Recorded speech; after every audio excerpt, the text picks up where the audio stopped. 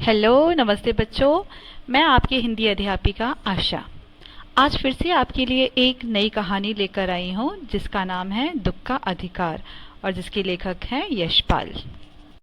आप जिनका चित्र देख रहे हैं वे हैं हिंदी के प्रसिद्ध जाने माने लेखक यशपाल जी, जिनका जन्म फिरोजपुर छावनी में सन 1903 में हुआ था।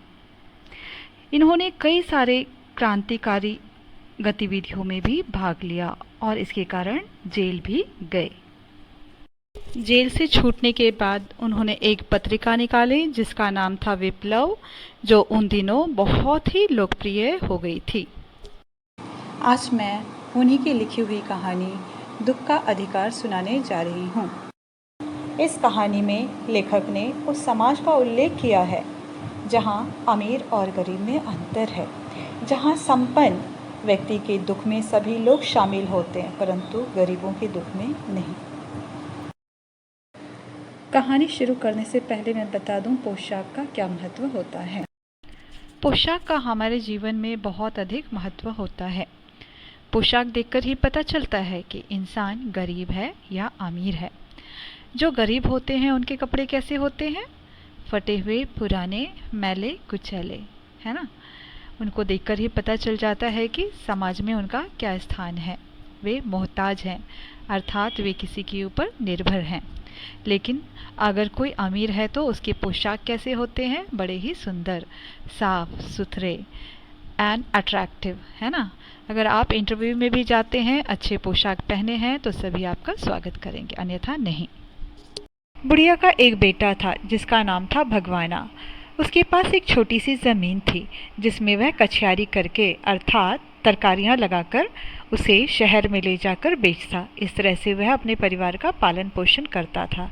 एक दिन जब वह तरकारियाँ तोड़ रहा था, उसका पैर सांप पर पड़ गया। सांप ने उसे डस लिया। बुढ़िया ने जब भगवाना को देखा तो बहुत डर गई। वह दौड़कर ओझा को बुला लाई, क्योंकि उसके लिए तो ओझा ही डॉक्टर था।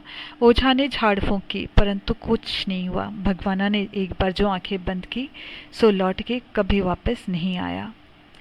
बुढ़िया, उसकी बहू और बच्चे भगवाना से लिपटकर बहुत रोए, परंतु भगवाना तो जैसे एक बार सोया तो फिर कभी नहीं जगा। इंसान नंगा रह सकता है परंतु अपने प्रियजनों को जो मर चुका है उसे नंगा विदा नहीं कर सकता। बुढ़िया के पास घर में कुछ था तो नहीं, क्योंकि जो भी था वह दान दक्षिणा में चला गया। नाग देवता की पूजा करवाने में चली गई। उसने लोगों से मदद मांगी लेकिन किसी ने भी उसकी मदद नहीं की, क्योंकि सबको मालूम था उसका एकमात्र कमाऊ बेटा मर चुका है। अगले दिन बुढ़िया की बहू बुखार से तड़पने लगी और बच्चे भी भूख से बिलबिलाने लगे। बुढ़िया अपना बेटा तो खो चुकी थी, बहू को वह खोना नहीं चाहती थी। वह रोने लगी, तड़पने लगी। क्या करती? कोई मदद करने के लिए भी तो तैयार नहीं था। घर में अनाज का एक दाना नहीं था।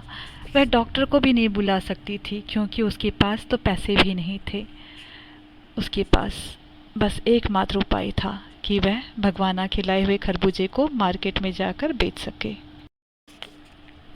मजबूर होकर वह बाजार में खरबूजे तो बेचने आ गई, परंतु क्या लोग उसकी मजबूरी को समझ पाए, उसके दुख को समझ पाए? नहीं, लोग तो बस उसके ऊपर ताने देने लगे, भला बुरा कहने लगे। लेखक ने बुढ़िया के दुख का अंदाज़ा लगाने के लिए अपनी पड़ोस में रहने वाली संभ्रांत महिला को याद किया जिसका जवान बेटा मर चुका था। बेटे के मरने के बाद बुढ़िया 2.5 मास तक चारपाई से उठ भी नहीं पाई थी। हमेशा डॉक्टर उसके इर्द गिर्द घूमते रहते थे, उसका इलाज करते थे। पूरा शहर उसके दुख से दुखी था, बहुत दुखी था। तो आपने देखा यहाँ पर 2 महिलाएं हैं, दोनों के ही पुत्र मर चुके हैं। एक अमीर है और एक गरीब। जो अमीर है उसके पास तो दुख दिखाने का साधन है, इसलिए वह अपना दुख प्रकट कर सकती है। लोग भी उसके दुख से दुखी हैं।